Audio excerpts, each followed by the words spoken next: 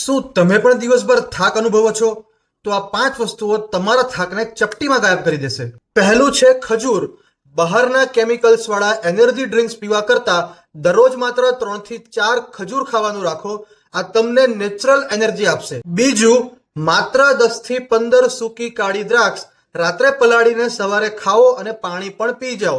Ion એટલે કે લોહી વધારવાનો આનાથી ફાસ્ટ રસ્તો બીજો કોઈ નથી. ત્રીજું, બપોરે જમ્યા બાદ દેશી ગોળ અને ચણા ખાવાનું રાખો.